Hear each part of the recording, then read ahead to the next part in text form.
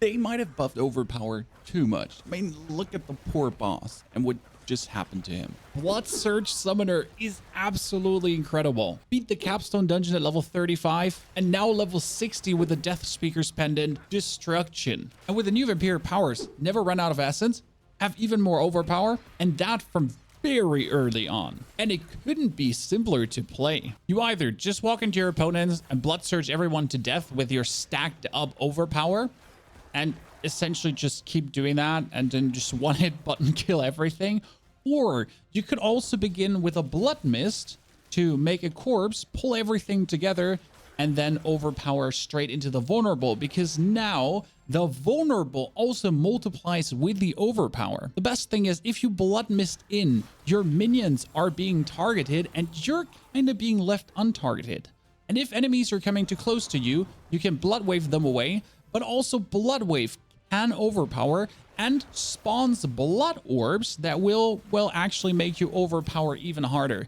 And as you see, we're kind of not even running out of essence, and if we heal enough with one of our aspects, we're straight up getting 40 essence back, as our minions are also continuously refreshing our essence. Because the skills in World Tier 1 to 3 are different than what you need in World Tier 4. For the point-by-point level breakdown, here's also the link in the description below, so you can always access it afterwards. For 1 to 50, we begin with Hemorrhage to restore our essence and Blood Surge. We're also going to go for the Acolyte's Hemorrhage for the bonus attack speed and combine that with Paranormal Blood Surge for the continuous guaranteed overpowers. Now you notice there's no corpse explosion there, and we're also using Iron Maiden. That's perfect for the early gameplay loop, because we're going to early have 5 points in Blood Surge to really one button click delete whole areas from mobs. And to restore our essence, we're going to use Iron Maiden together with Enhanced Iron Maiden and Abhorrent Iron Maiden to always restore our life, but also regain essence.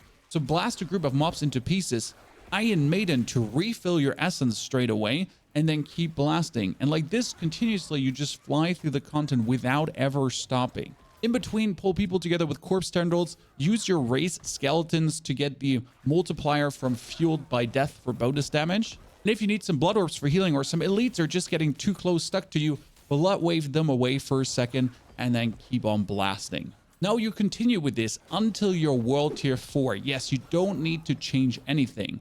But as you hit World Tier 4, we're going to phase Iron Maiden out, and we're going to replace it through Blood Mist, and also Blood Mist making corpses. And that is for the earlier gameplay loop that we talked about, for these engagements into big mob packs. The points that you have in Iron Maiden will actually go into Decrepify and the cooldown reduction Decrepify, because we'll have a bonus way to apply a curse.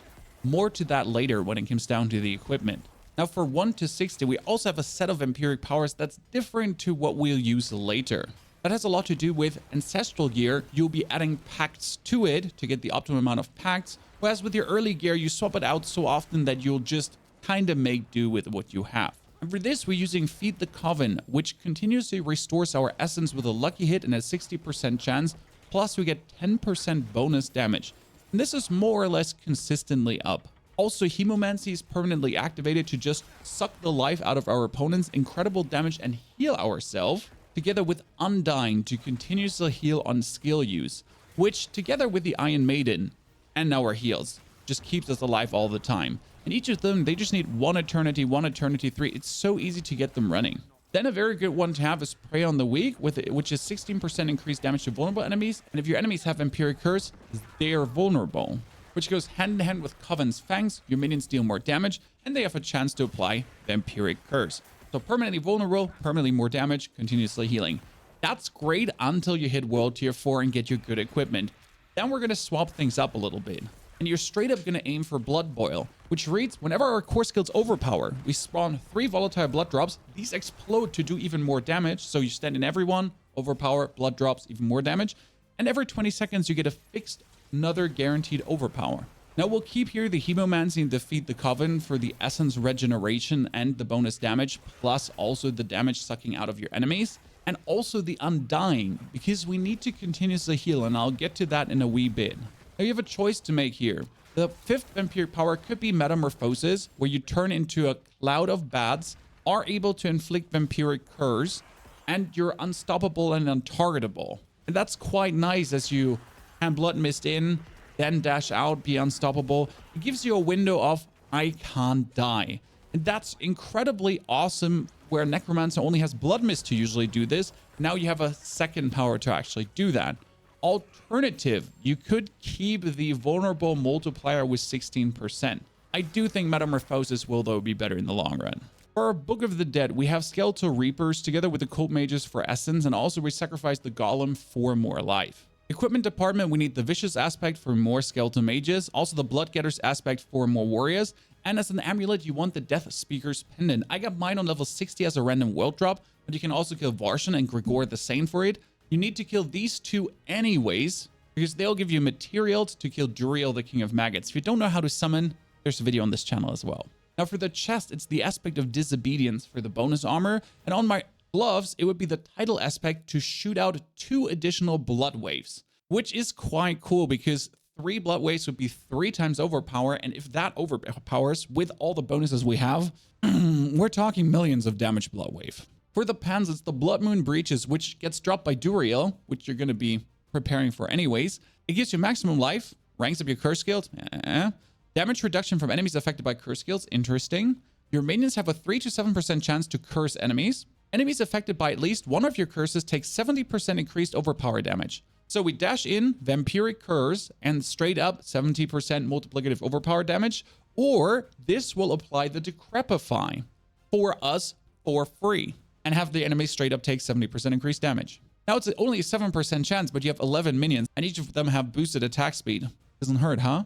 On our weapon, it's the Blood-Bathed aspect for the Double Nova, because the Double Nova goes out of you, and the Double Nova goes also out of all your minions with the Death Speaker's Pendant. And on the offhand, we have the aspect of Rathmas Chosen. Whenever your blood skills overpower, you gain bonus attack speed, which allowed us to blood surge faster, and then also hemorrhage faster to restore our essence if needed. But we actually don't need that really to restore our essence, because we have Starlight Aspect. Gain 20 to 40 of your primary resource for every 25% of your life that you heal. Now consider Blood Surge already healing you tremendously in the end game for every cast. And then for every cast of a skill you do, you heal 3% of your life on top. You're continuously just restoring essence. Now you have to make a decision. I love to play Mother's Embrace. If core skills hit 4 or more enemies, restore 40% of the resource. That's really good. But on the other hand, we could play the aspect of Untimely Death, where each person of your max life you heal beyond 100% grants you bonus overpower damage for the next overpowering attack.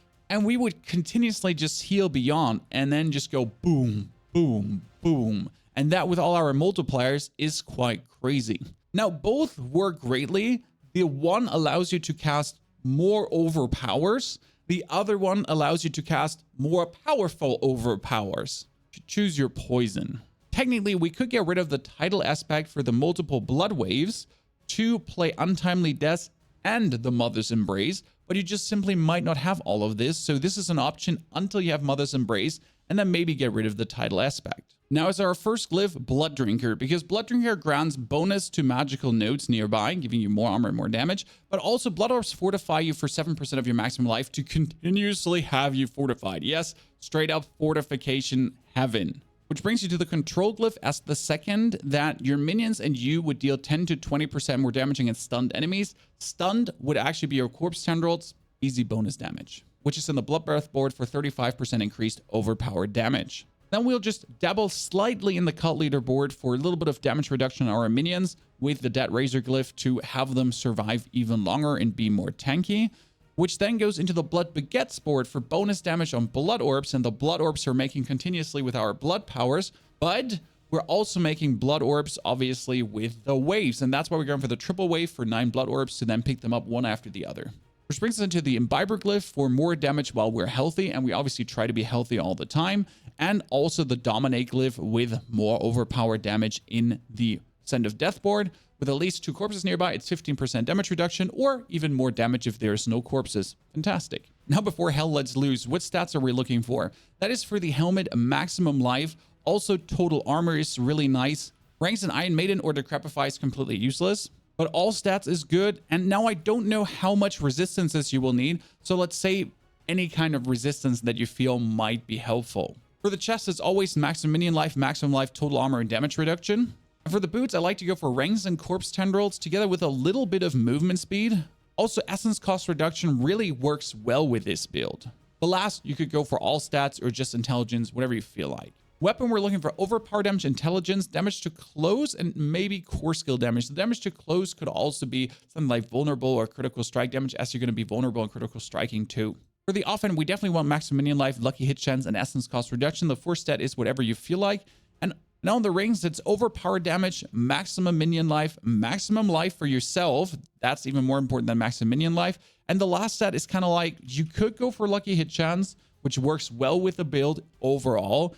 You could go for more critical strike, more vulnerable damage, damage to closed enemies, damage to slow, damage to stun. There's a lot of stats that kind of work with this build. Ladies and gentlemen, how did you like the new style?